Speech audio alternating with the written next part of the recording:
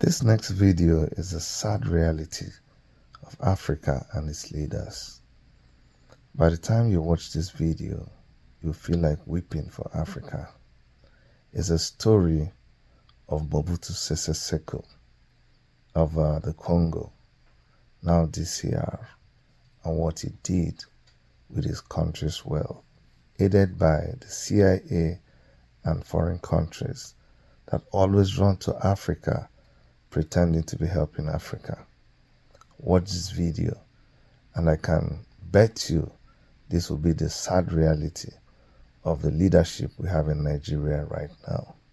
Watch this video and make sure you share it so others can learn and not be excited at what they're seeing happening in Nigeria with the leadership in government. It will all still come to the same old thing. Watch the video. This is Mobutu Sese Seko, the former president of Zaire, now DRC, Democratic Republic of Congo. Here in the video, you see him walking around his yard of one of his multi-million-dollar mansions that he left behind. Here he's walking around, showing off his wealth. He had giraffes and lions and zebras roaming around his yard. If you know the movie Coming to America, it is based on the true life of Mobutu Sese Seko. This is the man behind the assassination of Patrice Lumumba, the Pan-African leader who came to power and only wanted the best for his people. But Mobutu, backed by the CIA, overthrew Patrice Lumumba's government in a very sad way. His own people were turned against him. They unalived him like an animal. When Mobutu Sese Seko took over power in 1965, he was a ruthless dictator.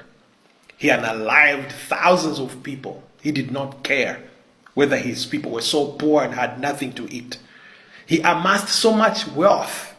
He had mansions all over the world. He had 20 wives and countless girlfriends.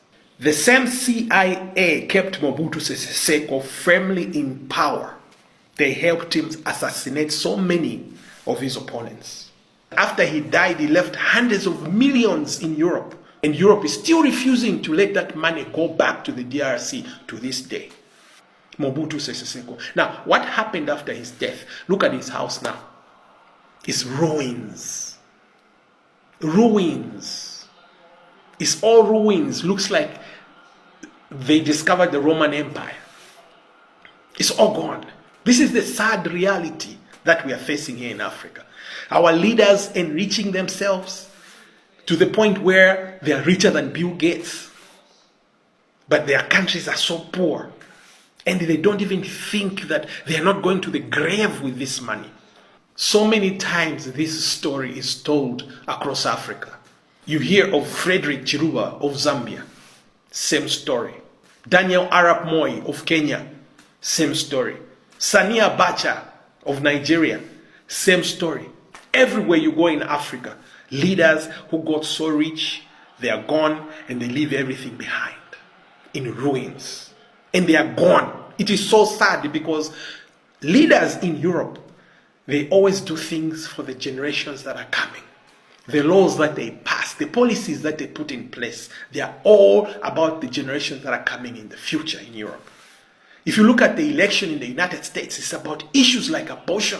They want to leave women in the future generations that are coming to do what? To decide what they want to do with their bodies. Long after they are gone. But African leaders, it's a different story. They leave draconian laws that punish their own people long after they are gone. And it doesn't matter what age they are. They could be 96 years old and still pass laws that say they should stay in power until they die.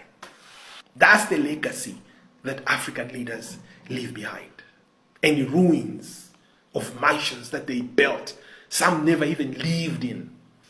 So, if you got to the end of this video, then go to the comments section and tell me how you feel after watching that video. Thank you.